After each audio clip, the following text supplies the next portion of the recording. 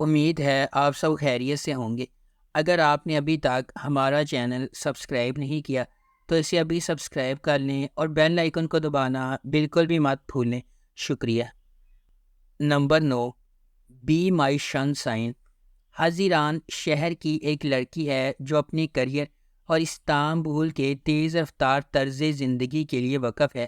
وہ کسی دوسری زندگی کا تصور بھی نہیں کر سکتی، لیکن جب اس کی کمپنی اسے ایک دور افتادہ ایجین جزیرے پر بھیجتی ہے تاکہ وہ ایک نئے ریزورٹ کا راستہ صاف کر سکے تو یہ غلطی اس کی زندگی کو ہمیشہ کے لیے بدل دیتی ہے۔ پوئراس ایک سادہ آدمی ہے جو لوگوں سے زیادہ فطرت کی طرف راغب ہے، ایتھلیٹک، وسائل سے مالا مال، لیکن سماجی طور پر عجیب۔ پوئراس اپنے چھوٹے سے تیل کے کارخانے کے سکون اور اطمینان سے لطف اندوز ہوتا ہے جو زمین کے ایک خوبصورت حصے پر واقع ہے۔ بدقسمتی سے بالکل وہی جگہ ہے جہاں حزیران کی کمپنی اپنا ریزورٹ بنانا چاہتی ہے۔ Number 8، dream. ایلف ایک متوسط گھرانے سے تعلق رکھنے والی ایک عام لڑکی ہے جو گرے خاندان کی ملکیتی کپڑوں کی دکانوں میں سے ایک میں کلرک کے طور پر کام کرتی ہے۔ بلوت گرے روحان اور جہان گرے کا بیٹا ہے۔ ایلف کی ملاقات بلوت سے ایک تقریب میں ہوئی جس کی میزبانی گرے خاندان نے کی تھی، اور ایلف کا دوست یلدز کراسو ان کی بہنوں ہونے کے بارے میں جھوٹ بولتا ہے، اور ایلف ایک سٹائلسٹ ہے جو اپنی کمپنی شروع کرنے پر غور کرتی ہے اور ان کے بارے میں جھوٹ بولتی ہے کہ وہ سیلز ویمن کے طور پر کام کر رہی ہے۔ Number 7، bitter sweet life. Bitter sweet life حیات کی کہانی ہے جو ایک اعلیٰ نجی اسکول میں ہسٹری کی ٹیچر ہے۔ اس کا کام مالی طور پر اس کی چھوٹی بہن گوزدے کے لیے بطور طالب علم اسکول جانا ممکن بناتا ہے۔ ایک دن حیات کو ایک ضروری فون آیا کہ اس کی چھوٹی بہن کو پارٹی میں خطرہ ہے۔ حیات اپنی بے ہوش بہن کو ساتھی طالب علم کے ساتھ زیادتی سے روکنے کے لیے مقررہ پتے پر عین وقت پر پہنچ جاتی ہے۔ جب حیات اس واقعے کے بارے میں لڑکے کے امیر باپ کا سامنا کرتی ہے تو وہ اس بات کو یقینی بناتا ہے کہ وہ اپنی ملازمت سے محروم ہو جائے۔ حیات کو ایک سرکاری اسکول میں نئی نوکری ملتی ہے جہاں اسے بدعنوانی کا سامنا کرنا پڑتا ہے اور اسے اپنے طالب علموں کو اچھی تعلیم دینے کے لیے نظام سے لڑنا پڑتا ہے۔ اپنی ہوشیاری اور ذہانت کے ساتھ حیات پیسے بٹورنے والی اسکول انتظامیہ کے گرد اپنے راستے پر قابو پانے میں کامیاب ہو جاتی ہے، اور دونوں بہنیں آخر کار طلباء کا اعتماد اور دل جیت لیتی ہیں۔ Number 6، high society. مرد اور کیریم معاشرے کے مختلف حصوں سے تعلق رکھنے والے بچپن کے دوست ہیں جن کی زندگیاں کریئر اور محبت کے معاملات، دولت اور غربت کے دباؤ سے تشکیل پاتے ہیں۔ اپنی حقیقی شناخت کو چھپاتے ہوئے وہ ہنگامہ خیز رومانس کے ذریعے سیکھتے ہیں کہ کیا محبت طبقاتی اور خوشحالی کی رکاوٹوں کو دور کر سکتی ہے۔ مرد ایک امیر خاندان کا بگڑا ہوا بیٹا ہے جبکہ کیریم خاندان کی نوکرانی کا اکلوتا بیٹا ہے۔ کیریم فرض شناس اور پرعزم ہے، ہمیشہ ہوم ورک اور لڑائی جھگڑوں میں اپنے دوست کی مدد کرتا ہے۔ مرد ایک آرام دہ زندگی کا آسان ترین راستہ تلاش کرتے ہوئے ذمہ داریوں سے گریز کرتا ہے۔ گریجویشن کے بعد خاندان کی ذمہ داری مرد پر پڑتی ہے کیونکہ اس کے والد کا مطالبہ ہے کہ اگر وہ اپنی لگژری طرز زندگی کو جاری رکھنا چاہتا ہے تو وہ خاندانی کاروبار میں کام کرے۔ خاندان کی دولت نامیاتی کھانے کے دکانوں کی ایک زنجیر پر قائم ہے۔ مرد کو ایک پریشانی والے اسٹور کی قسمت بدلنے کا کام سونپا گیا ہے۔ نمبر 5، اے فیری ٹیل۔ زینب ایک اوسط درجے کی لڑکی ہے جس میں بڑے خواب اور ایک مدھم زندگی ہے۔ پھر اسے اور اس کے بوائے فرینڈ کو کرائے کی کار میں پیسوں سے بھرا بیگ ملتا ہے جب وہ تباہ ہو جاتے ہیں۔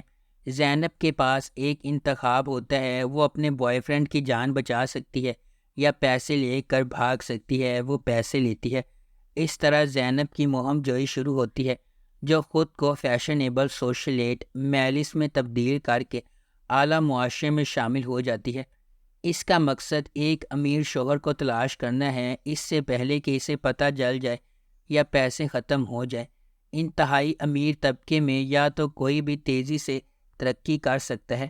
میلس نے وہ آنر کوکسل کو نشانہ بنایا جو ایک کامیاب تاجر اور ایک امیر خاندان کا سب سے بڑا بیٹا ہے۔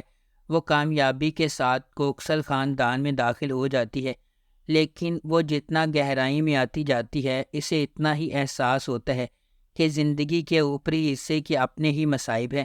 وہ یہ بھی سیکھتی ہے کہ چاہے آپ کتنی ہی دور بھاگے، آپ اپنے ماضی سے نہیں بچ سکتے۔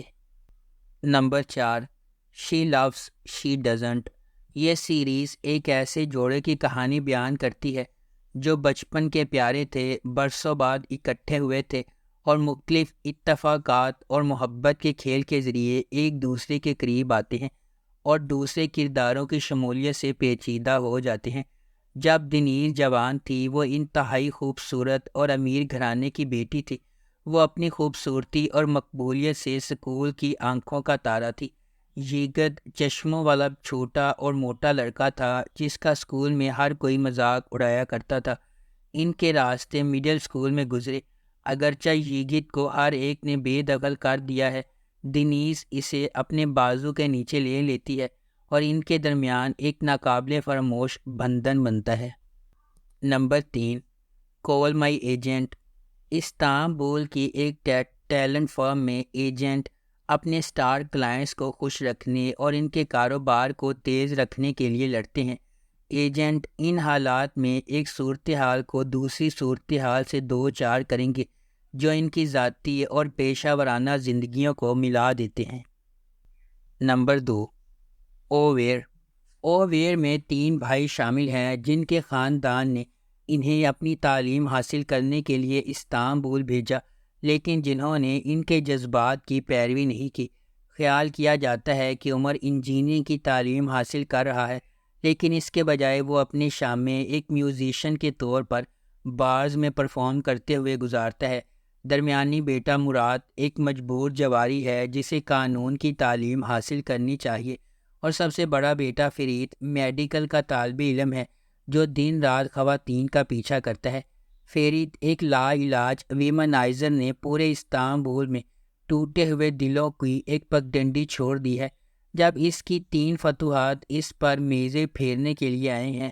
اس کا سرگنا زہرا ہے جو میڈیکل کی ایک سابق طالبہ ہے جس نے شادی کی میز پر پھینکے جانے کے بعد اسکول چھوڑ دیا تھا۔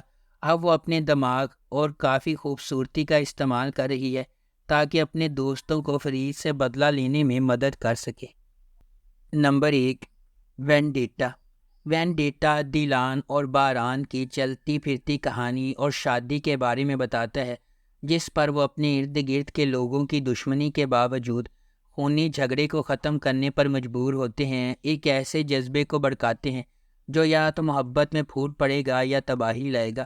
باران کو اپنے بھائی کو بچانے کے لیے اپنے دشمنوں سے نفرت کو ایک طرف رکھنا چاہیے اور اس جرم پر قابو پانا چاہیے جس میں اس کی ماں کو ہلاک کر دیا گیا تھا، کیونکہ وہ بدلہ لینے کے لیے ایک خاندان میں امن قائم کرنا چاہتا تھا۔ تقدیر اس وقت کال دیتی ہے جب باران کے چچا نے انکشاف کیا کہ اس نے اپنے والدین پر حملہ کرنے والوں کا سراغ لگایا ہے، لیکن اس کے چچا ایک خوفناک راز چھپاتے ہیں۔ وہ ایک جال بچھا رہا ہے اور در حقیقت اس حملے کے پیچھے وہ شخص ہے، اس امید میں کہ اگر باران بدلہ لے اور جیل چلا جائے تو وہ خاندان کی قسمت پر ہاتھ ڈال سکتا ہے۔